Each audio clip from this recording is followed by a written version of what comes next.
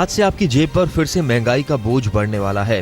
कई क्षेत्रों में सर्विस टैक्स में बढ़ी हुई दरें आज से लागू हो जाएंगी। अब 12.36% सर्विस टैक्स की दर बढ़कर 14% हो गई है। केंद्रीय वित्त मंत्री अरुण जेटली ने आम बजट में इसे प्रस्तावित किया था। सर्विस टैक्स की नई दरें लागू होने से घर खरीदना महंगा हो जाएगा। इसका असर निर्माणाधीन प्रॉपर्टी पर भी होगा। इसके अलावा दूसरे शुल्क भी बढ़ जाएंगे। होटल में खाना, इंश्योरेंस और फोन बिल भी महंगा हो जाएगा। साथ ही ट्रेन और हवाई जहाज में सफर करना भी आपकी जेब पर असर करेगा। दिल्ली के मुख्यमंत्री फिर से नए विवाद में फंस सकते हैं। आज तक को मिली जानकारी के मुताबिक केजरीवाल एक कैबिनेट नोट लाना चाहते थे, जिसमें सरकार के अलग अलग विभागों पर निगाह रखने के लिए अलग से एक निगरानी विभाग का प्रस्ताव था। इस प्रस्ताव से विभागों के बीच एक नया विवाद पैदा हो सकता है। जासूसी उपकरण खरीद मामले में केंद्र बना केजरीवाल की जंग में नया ट्विस्ट आ गया है। सूत्रों के मुताबिक केंद्र सरकार ने केजरीवाल सरकार की जासूसी उपकरण खरीदने की योजना में रोड़े अटका दिए हैं। हालांकि आम आदमी पार्टी सरकार ने इस रिपोर्ट को अपनी ओर से खारिज कर दिया है, लेकिन बीजेपी और कांग्रेस ने केजरीवाल सरकार को ही सवालों के घेरे में खड़ा कर दिया है। फ्रांस से राफेल डील पर पूर्व रक्षा मंत्री एंटनी पर मनोहर पर्रिकर ने हमला किया है।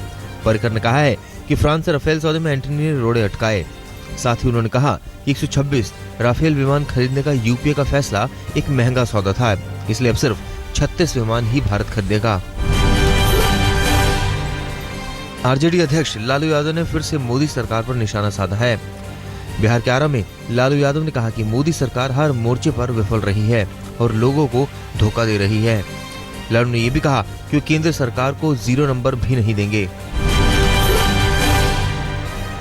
आरजेडी से निष्कासित सांसद पप्पू यादव ने लालू नीतीश की जोड़ी पर हमला बोला है। पप्पू यादव ने कहा कि दोनों बिहार की जनता का इस्तेमाल कर रहे हैं। जनता परिवार पर पप्पू यादव ने कहा कि इन दोनों के बीच ना तो लव मैरिज होगी और ना ही अरेंज मैरिज, क्योंकि दोनों नदी के 2 छोर हैं।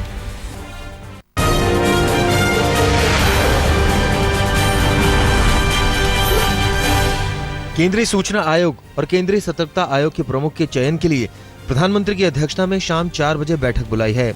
सूत्रों की माने तो बैठक में राजनाथ सिंह, अरुण जेटली, मल्लिकार्जुन खड़गे और जितेंद्र सिंह भाग लेंगे। सरकार ने कुछ और नामों को पैनल में शामिल किया है।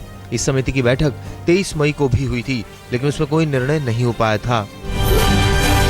बाबा भीमराव अंबेडकर की जयंती मनाकर कांग्रेस अपने दलित वोट बैंक को और मजबूत करना चाहती है। शायद यही वजह है कि अंबेडकर की जन्मस्थली महू में राहुल गांधी 2 जून को जयंती मनाने के लिए पहुंचने वाले हैं। राहुल महू में अंबेडकर की मूर्ति का माल्यार्पण करेंगे और ध्यान केंद्र पर 10 मिनट का मौन रखेंगे। मानव संसाधन विकास मंत्री स्मृति ईरानी के खिलाफ एनएसयूआई के कार्यकर्ताओं ने भोपाल में प्रदर्शन किया। अपने अनोखे प्रदर्शन में छात्रों ने यज्ञ हवन किया और ईश्वर से केंद्रीय मंत्री स्मृति ईरानी को सद्बुद्धि देने की प्रार्थना की। कार्यकर्ताओं ने शिक्षा नीति और स्मृति ईरानी के बयानों पर आपत्ति जताई। झारखंड के स्वास्थ्य मंत्री रामचंद्र चंद्रवंशी ने एक कार्यक्रम के दौरान आरजेडी के गढ़वा जिले अध्यक्ष शंभू चंद्रवंशी की पिटाई कर दी। कुछ समर्थकों ने मंत्री जी से शंभू के बारे में कुछ शिकायत की, जिसे मंत्री जी भड़क गए और उसे अपने पास बुलाया।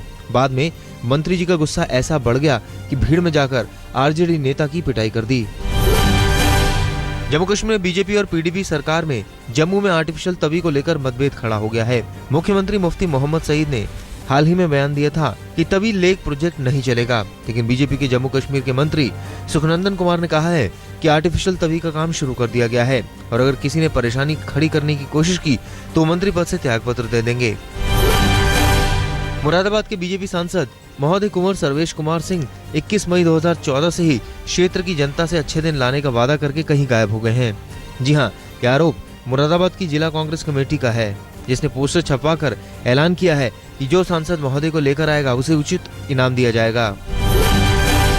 गृह मंत्री राजनाथ सिंह ने छत्तीसगढ़ के आदिवासियों से अपील की है कि हिंसा की राजनीति का रास्ता छोड़ दे और राज्य सरकार को आदिवासी क्षेत्रों में विकास का मौका दे।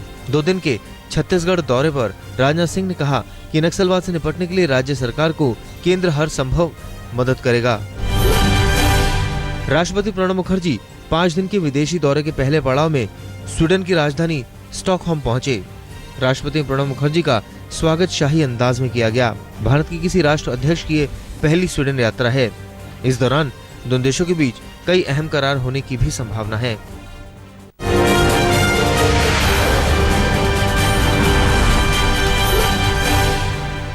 जम्मू कश्मीर के कुपवाड़ा जिले के तंगधार में सुरक्षा कर्मियों से मुठभेड़ में 3 आतंकवादियों के मारे जाने की खबर है। तीनों आतंकवादी लश्कर तोयबा के थे। हालांकि आशंका है कि इलाके में 3 से 4 आतंकी अभी भी हो सकते हैं। सुरक्षा बलों को जानकारी मिली थी कि तंगधार में एलओसी के पास कुछ आतंकी घुसपैठ में सफल रहे हैं। आतंकियों ने आर्मी बेस कैंप से महज 500 से 800 मीटर पर की दूरी पर पोजीशन ले ली थी। केदारनाथ त्रासदी के वक्त उत्तराखंड में राहत में लगे अफसरों की अय्याशी पर राज्य के मुख्यमंत्री ने कहा है कि मामले की सीबीआई जांच की कोई जरूरत नहीं है। मुख्यमंत्री हरीश रावत ने कहा कि उस वक्त वहां कई लोग मांसाहारी खाना खा रहे थे, जिसमें आर्मी और पत्रकार भी शामिल थे, और हम किसी को मांसाहारी खाने से नहीं रोक सकते। राष्ट्रीय अनुसूचित जाति आयोग ने आईआईटी मद्रास के छात्रों के एक समूह को प्रतिबंधित करने के मामले में नोटिस भेजा है। छात्र समूह के कई सदस्य अनुसूचित जाति के हैं। आयोग के अध्यक्ष और कांग्रेस नेता पीएल पुनिया ने आईआईटी मद्रास से जवाब मांगा है और कहा है कि छात्रों की अभिव्यक्ति की आजादी पर कोई प्रतिबंध नहीं होना चाहिए। छात्र समूह ने मोदी की कुछ नीतियों का विरोध किया था। आगरा में एक ही परिवार ने राष्ट्रपति से अपने 6 बच्चों के लिए इच्छा मृत्यु की मांग की है। नजीर के 6 बच्चों को नसों और मांसपेशियों की गंभीर बीमारी है, जिसके इलाज का खर्च उठाने में वो सक्षम नहीं है, जबकि बच्चों की हालत दिन ब दिन बिगड़ती जा रही है। असहाय परिवार अब मरने की इजाजत मांग रहा है। प्रशासन ने सरकारी डॉक्टरों की टीम को इलाज के लिए भेजा है। प्रियंका गांधी वाड्रा अपने पति और बच्चों के साथ इन दिनों सवाई माधोपुर में छुट्टियां मना रही हैं। कल प्रियंका ने बच्चों के साथ रणथंभौर नेशनल पार्क में बाघों का दीदार किया। कहा जा रहा है कि आज भी प्रियंका अपने पति रॉबर्ट वाड्रा के साथ बाघों को देखने जाएंगी। मौसम के बदलते बिगड़ते मिजाज को देखते हुए मौसम विभाग ने चेतावनी दी है कि हिमालय के क्षेत्र में फिर से केदारनाथ जैसी तबाही अंजाम में आ सकती है। पश्चिमी विक्षोभ की वजह से हिमालय क्षेत्र में प्रतिकूल मौसम हो रहा है। जब मानसून उत्तर भारत में इस इलाके में प्रवेश करेगा तो उसकी टक्कर पश्चिमी विक्षोभ से हो सकती है, जिससे खतरनाक हालात पैदा हो सकते हैं। मध्य प्रदेश के टीकमगढ़ जिले की नगर पंचायत बड़गांव में लोगों को पीने का पानी टोकन से मिलता है। यहाँ के लोगों को पानी 8 दिनों के अंतराल के बाद नल से मिलता है, और वो भी आधा घंटे के लिए। नगर में लगे अधिकांश हैंडपंप और कुएं सूख गए हैं, और जो चालू हैं उनमें आ रहा पानी गंदा है। इन्हीं वजह से पंचायत ने टोकन से पानी देने का फैसला किया है। जिस इंदौर पुलिस ने सरेआम सरेराम बर्बरता का खेल खेला, उसकी मध्य प्रदेश के मुख्यमंत्री शिवराज सिंह चौहान ने जमकर तारीफ की। उन्होंने पुलिस की बर्बरता को जायज ठहराते हुए कहा, लातों के भूत बातों से नहीं मानते। शिवराज इंदौर में एक समारोह में शामिल होने आए थे, और इस बीच उन्होंने डीजीपी को साथ लेकर पुलिस अधिकारियों की बैठक भी ली।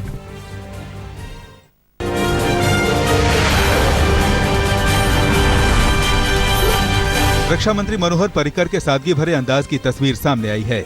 रक्षा मंत्री पुणे के खड़गवासला स्थित राष्ट्रीय रक्षा अकादमी के पासिंग आउट परेड समारोह में मुख्य अतिथि थे। इस दौरान वो कभी साइकिल चलाते दिखे तो कभी बेहद सीधे हाव भाव में। पुणे के ही एक शादी समारोह में भी पर्रिकर आम जनता की तरह लाइन में खड़े होकर खाते दिखे।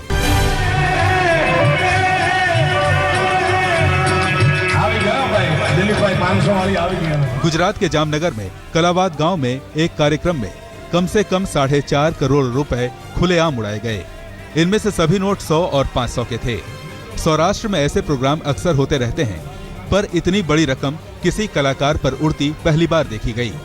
हालांकि कार्यक्रम के दौरान जो भी पैसा आता है वो कलाकार अपने साथ नहीं ले जाते हैं, इन्हें सेवा कार्य में इस्तेमाल किया जाता है। मुंबई में महाडा की ओर से 1063 फ्लैट की लॉटरी निकाली गई। मध्य आय वर्ग के इन घरों के लिए 1,25,844 आवेदन आए थे। अकेले मुंबई के लिए 997 घरों की लॉटरी निकाली गई। जिन्हें फ्लैट मिले वो बेहद खुश दिखे। देश भर में गर्मी से मरने वालों की तादाद 31 मई तक 2,248 तक पहुंच गई है। अकेले आंध्र प्रदेश में 1677 लोग चिलचिलाती गर्मी में अपनी जान से हाथ धो बैठे हैं, जबकि तेलंगाना में 541 लोगों की मौत हो चुकी है। नागपुर में सबसे ज्यादा तापमान 47.1 डिग्री दर्ज किया गया। उत्तराखंड में चमोली जिले के जंगलों में भयानक आग लगी हुई है। जिला मुख्यालय से 6 किलोमीटर दूर जंगल में लगी आग कई गांवों के लिए खतरे का सबब बन गई है।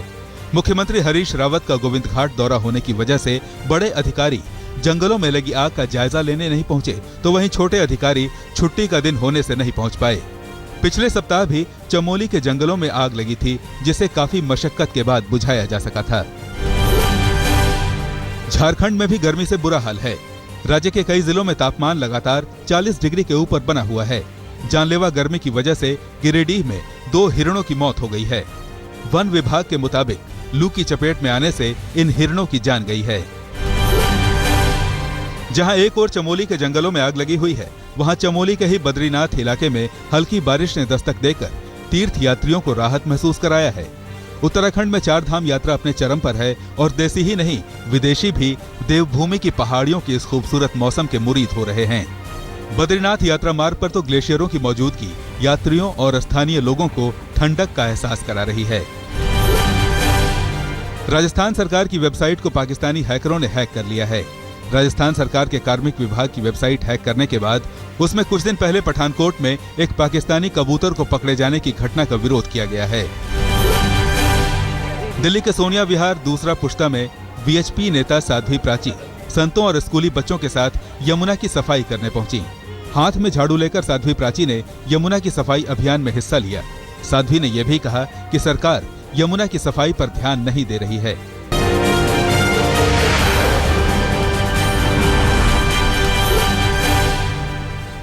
दिल्ली में देर रात दिल्ली पुलिस और गुड़गांव पुलिस के ज्वाइंट ऑपरेशन में एक संदिग्ध कार में सवार एक शख्स को कड़ी मशक्कत के बाद धर दबोचा गया।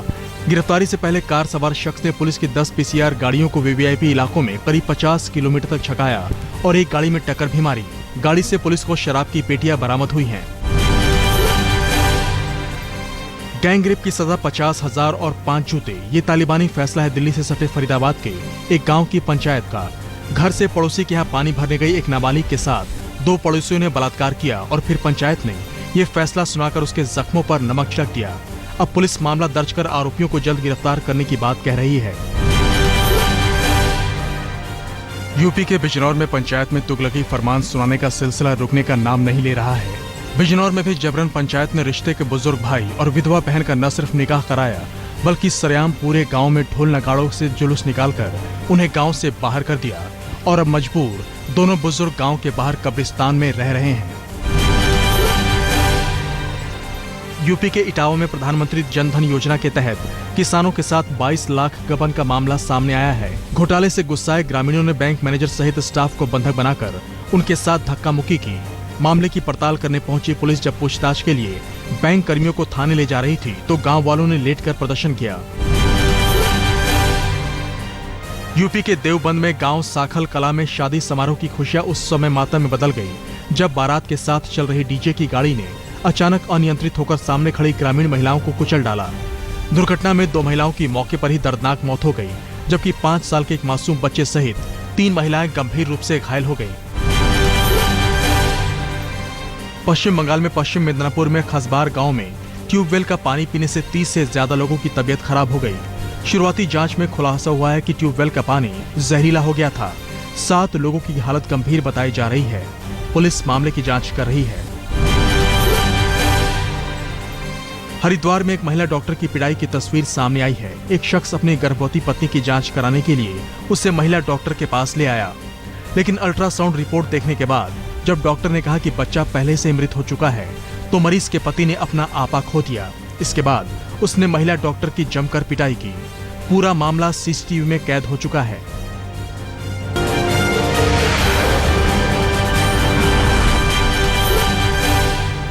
दक्षिण दिल्ली के नेपसराय थाना इलाके के देवली में एक बुजुर्ग पर जानलेवा हमला हुआ है। राधे श्याम नाम के बुजुर्ग अपने दूसरे घर पर खाना खाने गए थे, लेकिन जब लौटकर घर आए तो देखा कि अंदर घर में एक बदमाश सभी कीमती सामानों पर हाथ साफ कर रहा है। राधे श्याम ने बदमाश को पीछे से पकड़ लिया, लेकिन उसके बाद अपराधी ने हथौड़े से वार कर दिया, जिससे इनके दांत टूट गए और फिर बदमाश ने बुजुर्ग की पेट में लात मारी, जिससे वो जमीन पर गिर पड़े। मैगी नूडल्स पर हुए खुलासे से सतर्क उत्तराखंड का जिला उधम सिंह नगर का प्रशासन भी अलर्ट हो गया है। पंतनगर स्थित नेस्ले की फैक्ट्री पर छापा मारकर सैंपल लिया गया है। जांच अधिकारियों ने बताया कि अगर नमूनों में दोष पाया गया तो कंपनी के खिलाफ कार्रवाई होगी। मुंबई के चारखोप इलाके में रहने वाली 20 साल की सिमी मिस्त्री की 15वीं मंजिल से गिरकर मौत हो गई है। पुलिस ने मामला दर्ज करने के साथ साथ एक शख्स को गिरफ्तार कर आगे की जांच शुरू कर दी है। पोस्टमार्टम रिपोर्ट और वॉचमैन के बयान के आधार पर पुलिस ने हत्या का मामला दर्ज किया है। पुलिस के मुताबिक आरोपी ने अपना अपराध कबूल भी कर लिया है।